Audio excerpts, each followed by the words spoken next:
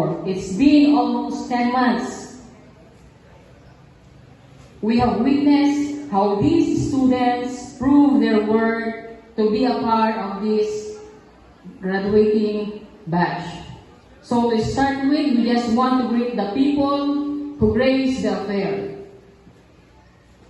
Welcome to San Jose National High School's 7th graduation exercises with the theme, Kabataang Pilipino para sa matatag na kinabukasan ng bagong Pilipinas. As we formally begin our program, may I request everyone to settle down and help us welcome the graduating class of 2024, together with their parents, followed by our GPTA officers, barangay officials, San Jose National High School faculty and staff, guest speaker, and guest leader professional. Noah Marie and Cherry.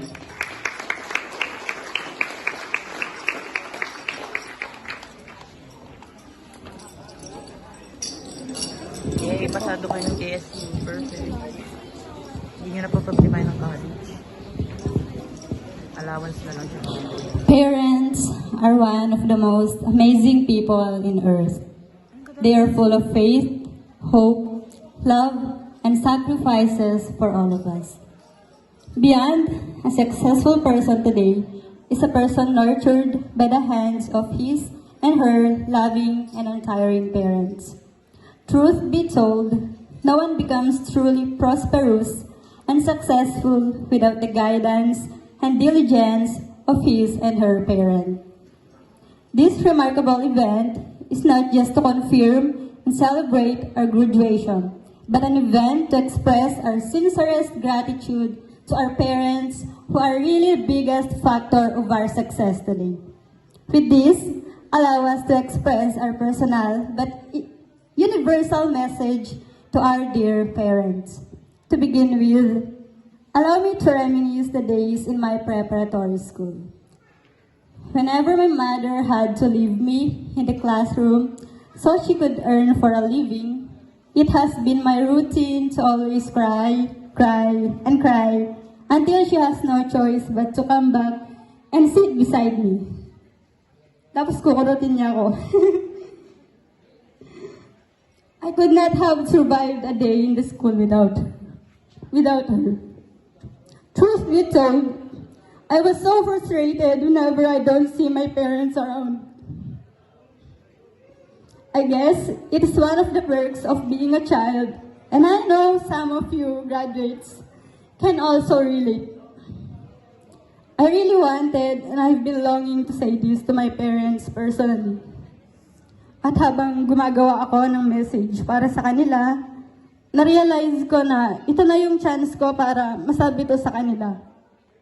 Ma, Tang, may mga pagkakataon na nadidisappoint ako sa inyo. Alam niyo kung bakit? Kasi lahat na lang binibigay niyo sa amin. Wala man lang kayong tinitira para sa sarili niyo.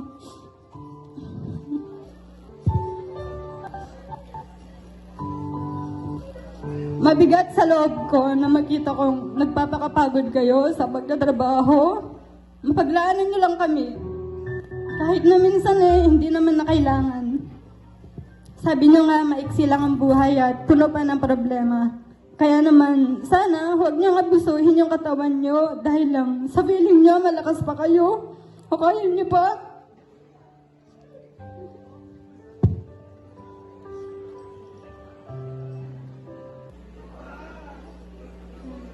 Take it easy. Alam niyo bang ang best gift ever na ibibigay niyo sa aming mga anak niyo ay yung mabuting kalusugan na mayroon kayo. Kaya sana, lalo lang din naman kayo paminsan-minsan. Hindi man malaking achievement Tang, yung maibibigay ko sa inyo ngayong araw na to. Pero gusto ko pa rin itong ialay sa inyo kasama ng mga pasasalamat ko. Tang, thank you for staying by my side until now. Thank you for putting my needs above yours. Thank you for always believing in me kahit na madalas nagdadoubt ako sa sarili ko. Thank you kasi hindi niyo ako kinukumpara sa ibang mga bata pagdating sa mga achievements, goals, at saka sa lahat ng bagay. Thank you for keeping me, or should I say, molding me the person I am today. Matang, thank you for accepting me completely and exactly the way I was then and the way I am now.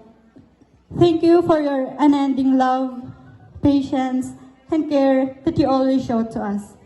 I am truly blessed having you as my parents. If it weren't you, I wouldn't be able to do anything. You are my God-given guidance and a personal gift from above. That is why I always owe Jehovah God for your existence. Sa wakas, graduate na bunso nyo. Proud ko kaya kayo, ma. Dakal salamat, karangaga na ganang sakripisyong gagawan ni Waldo. Kaluguran da kayo. Kung hindi dahil sa inyo, wala ako ngayon dito. Kaya muli po sa mga magulang po, at sa lahat po ng parents na narito, congratulations po sa inyo. Magandang umaga sa lahat.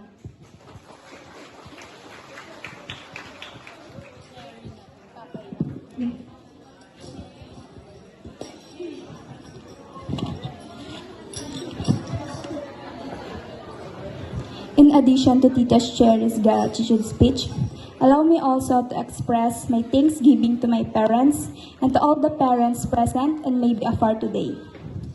Parents' love is unconditional and irreplaceable.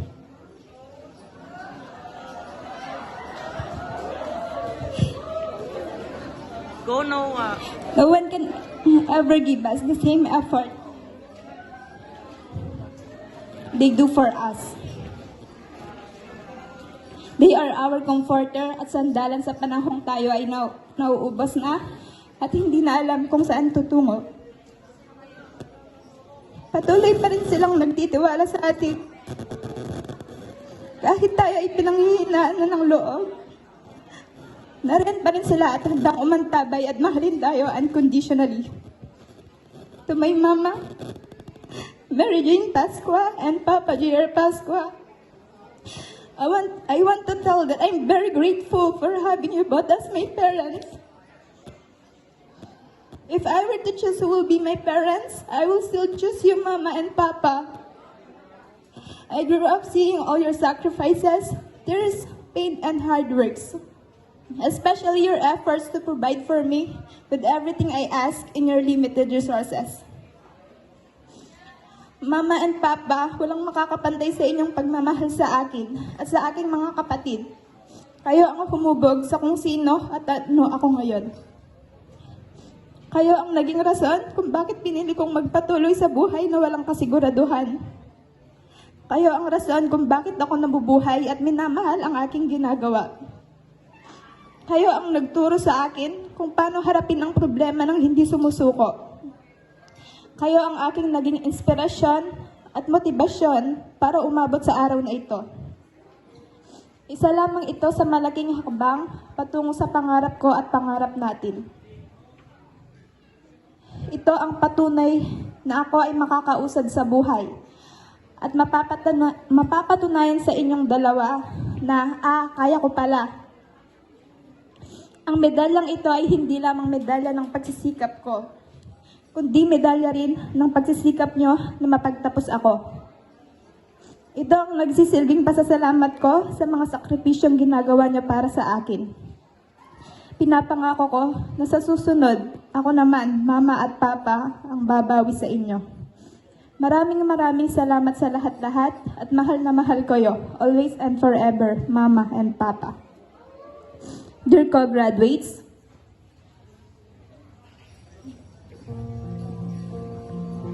to our ever-kind, intelligent school head, Dr. Edgar B. Biroria, to our distinguished guest, Mr. Ephraim G. Basilio, to the Barangay Council headed by Barangay Captain Honorable Mirna B. Tipay, to the GPTA officer headed by Honorable Alvin Esquirito, to all the caring teaching force of San Jose National High School, our dear teacher, to our loving parents, visitors, and fellow candidates.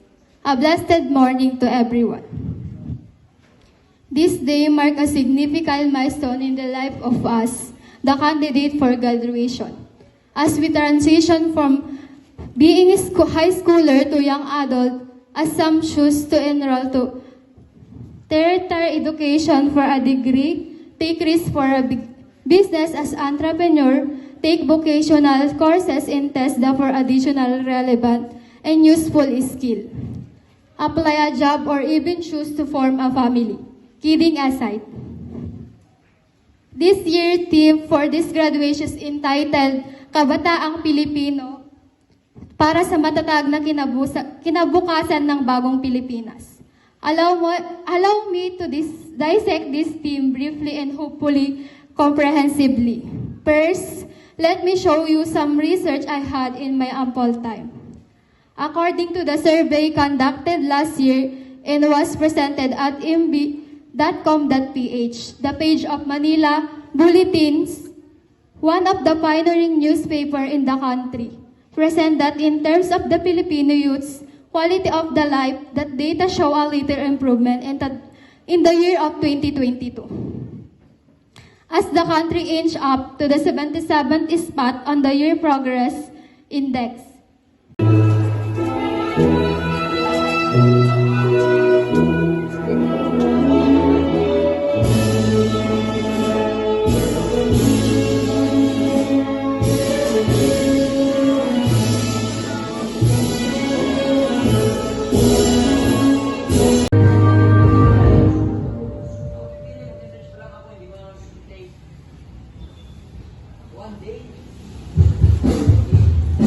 Hoy, wag yan! Rebound ang puta.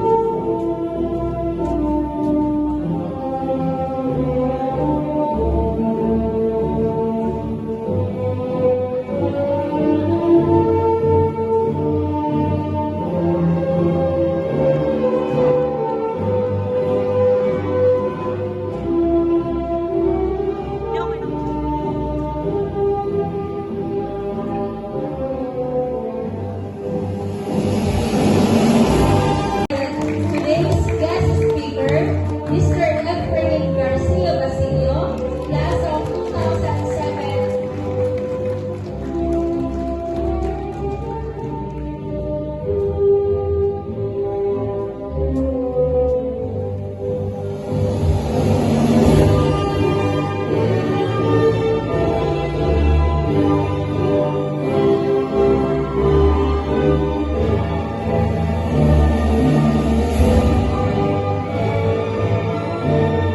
Okay naman.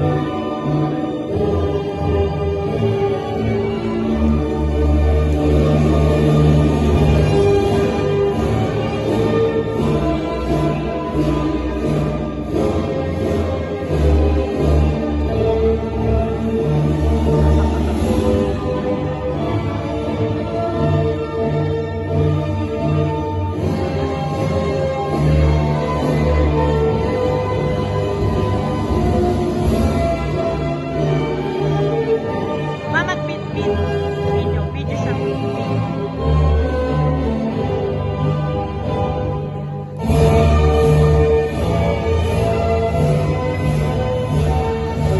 Video siya, sir. Video.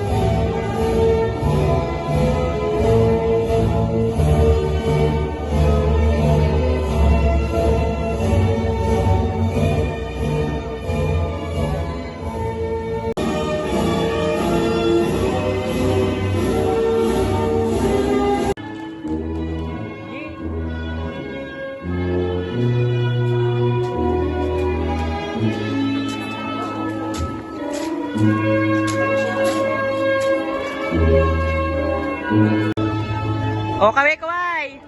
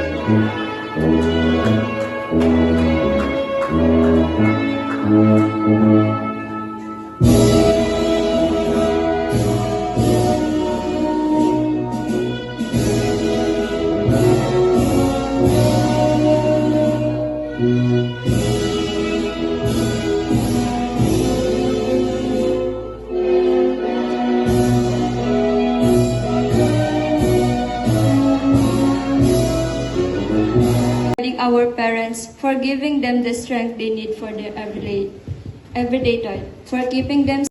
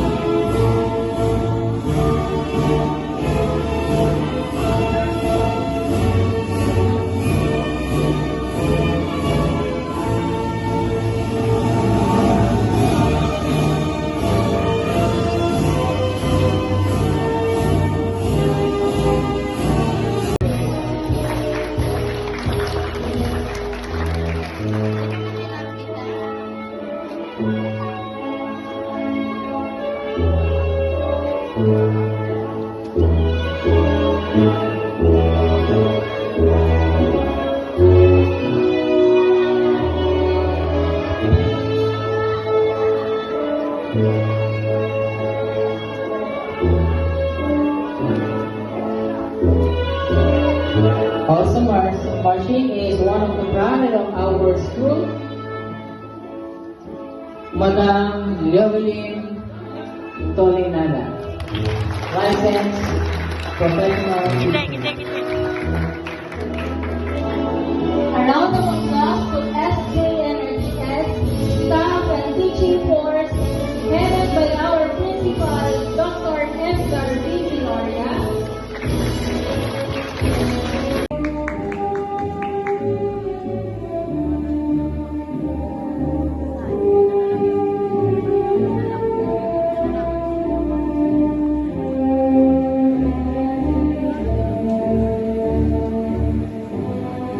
graduation, and for the future achievements we will have in our ways, as you continually bless us and watch over us for the rest of our journey as future successful alumni. We thank you for our second home, San Jose National High School, for all kinds of good memories, experiences, and learnings. Surely, Lord, we will carry all the lessons we've learned from the class. Thank you, Lord, for our San Jose National High School family, our school principal, and the whole school staff. For our second home, San Jose National High School, for all kinds of good memories, experiences, and learnings. Surely, Lord, we will carry all the lessons we've learned from the class. Thank you, Lord, for our San Jose National High School family, our school principal, and the whole school staff. Habang may buhay, may pag-asa. We can never tell when good or bad tomorrow, or kinabukasan will bring. We pray for the lives and leadership of our barangay captains, our officials. Lead them, O Lord, as they lead us for a safe. Thank you also, Lord, for the lives of our second parents, our dear teachers, for the wisdom and knowledge they imparted.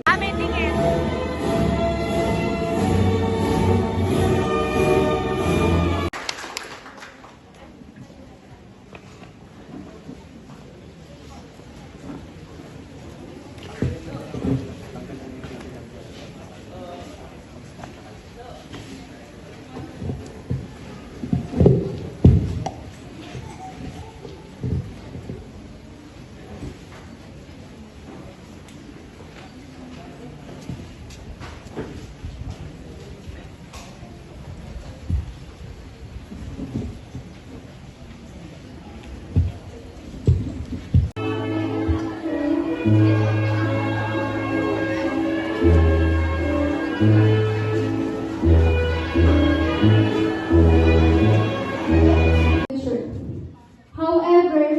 today is a proof that we candidate for graduation. Is turning out 56 candidates for graduation.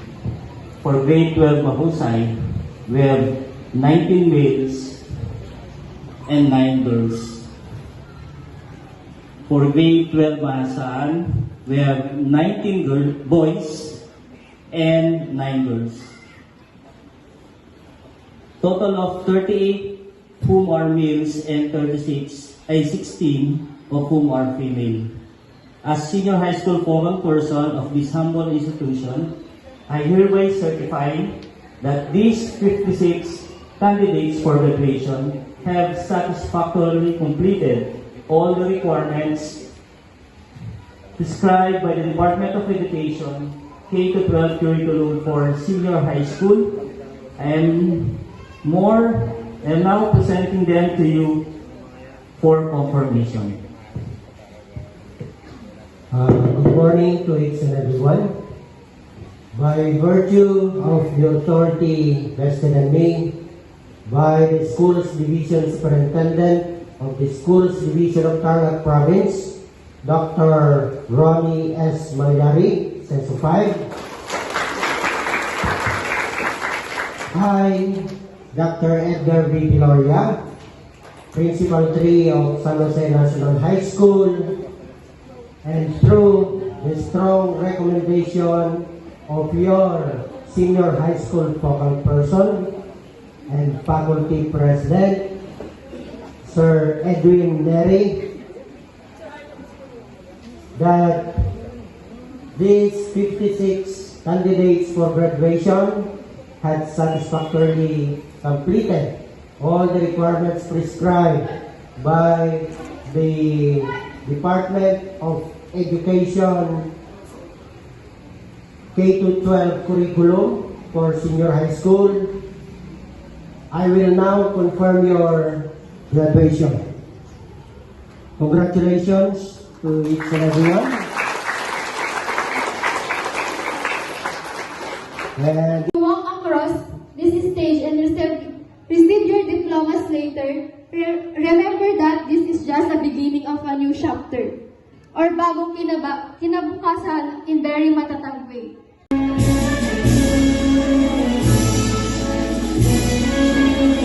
A new heart and mind will only produce a new Philippine amidst the different challenges we face as a country. Pandemic has been to stand with God on our side. To my fellow candidates, I extend my heartfelt congratulations to each and every. We thank you, Lord, for the 6 years of provision, guidance and protection, strength and love, wisdom and knowledge. This is not the end. This is another step for us to grow more. Thank you, Lord, for the laughter and tears, joy and happiness, tampuhan and nasaran that shape us to become more mature.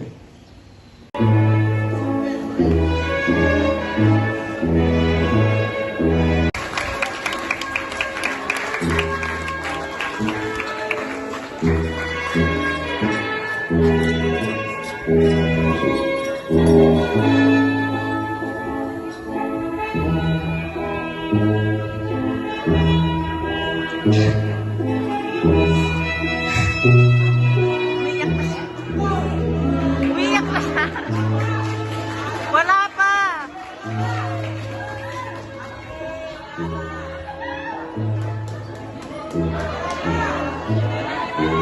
Sabi na nila, take the opportunity.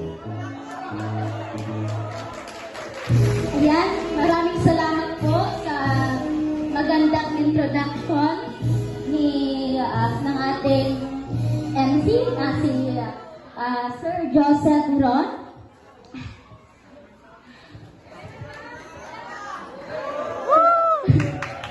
To our kind and diligent school head, Dr. Edgar V. Viloria, Sir, our distinguished guest, Mr. Ephraim Garcia Basilio, to our barangay councils by Barangay Captain Honorable Myrna B. Tipay. Ma'am, good morning.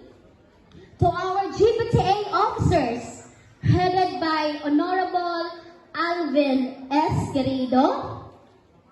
To all the caring teaching force of San Jose National High School, our dear teachers, to our loving parents, visitors, and fellow graduates, a blessed morning to each and everyone. Today, I am here not just as a graduate, but as a living proof of the strength of determination and the pursuit of dreams against all odds. I stand before you not only as a student and a confirmed graduate, but as a proud mother who miraculously balanced the responsibilities of parenthood while pursuing academic excellence. It was a challenging journey filled with obstacles and now ultimately triumphs. Ladies and gentlemen, I am not accustomed to being the most intelligent student in the class. Alam niyo yan, mga kaklase ko.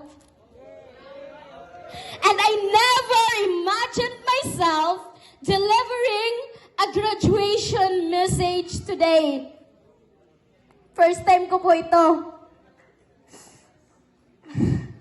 There was a time when I received verbal reprimands at school, skipped lessons, and felt disconnected from the school environment. Often finding myself in the confines of guidance office. Yes po, palagi po ako sa guidance office. Dati. Ngayon, konti na lang. Nasa kantin na po. I was labeled as a troublemaker, sent to barangay 3 times.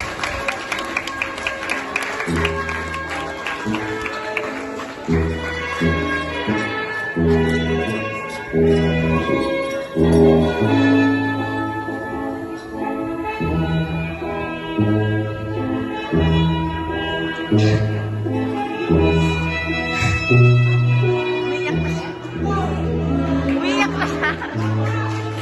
Wala pa.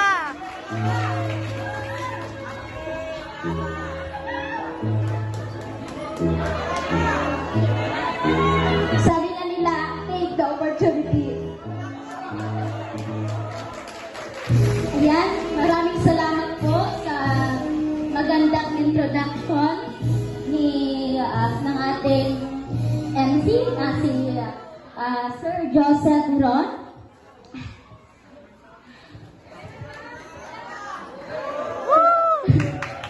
To our kind and diligent school head, Dr. Edgar V. Viloria, Sir,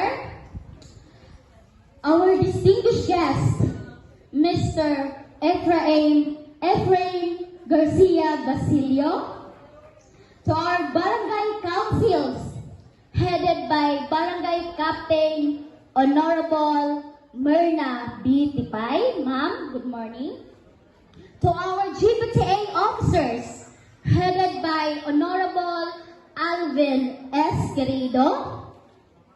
To all the caring teaching force of San Jose National High School, our dear teachers, to our loving parents, visitors, and fellow graduates, a blessed morning to each and everyone. Today, I am here not just as a graduate,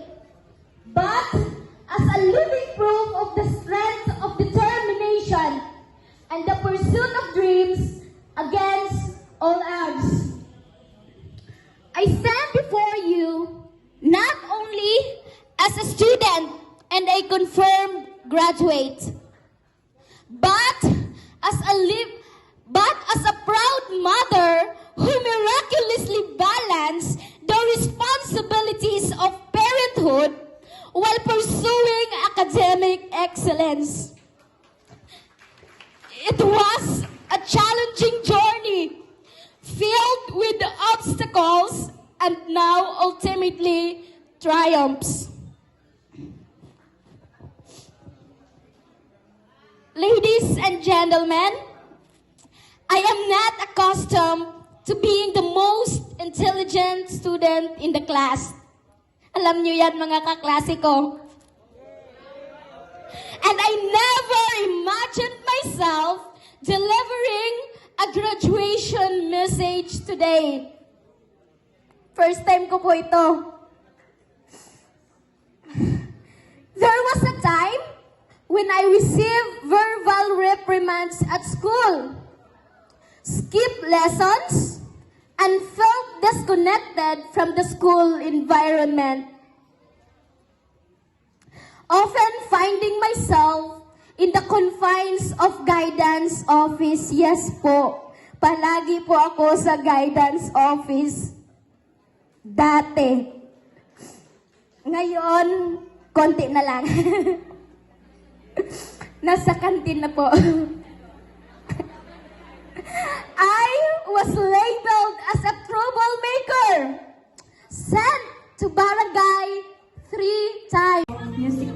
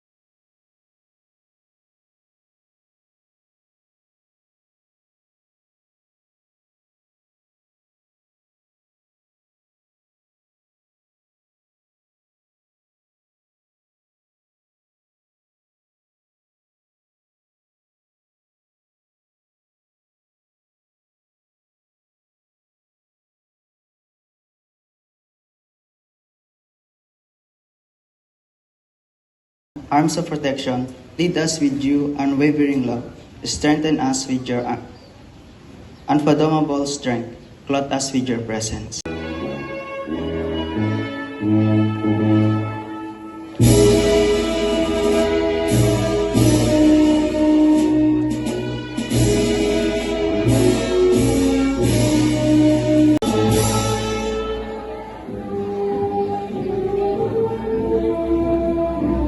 De La Vega Jennifer C.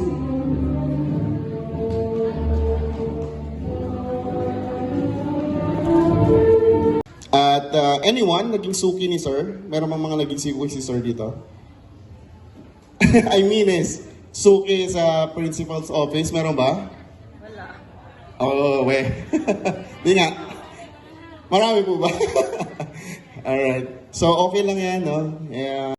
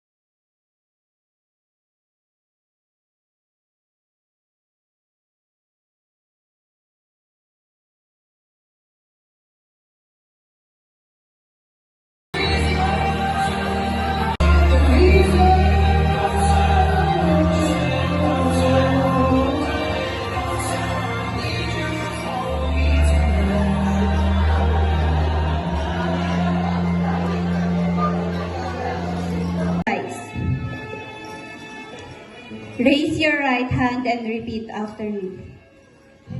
We, the graduating class of San Jose National High School, do declare our pledge of loyalty to our alma mater,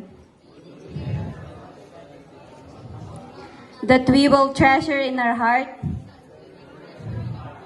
the ideals, honor, and prestige of the alma mater, that we are grateful for the guidance,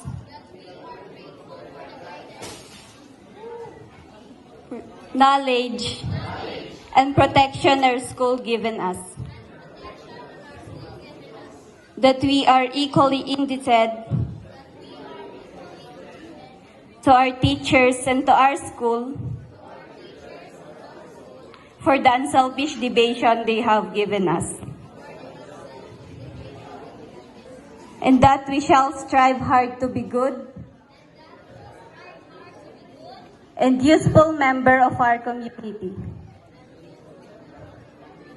in order to be worthy of the name and honor of our alma mater. So help us God.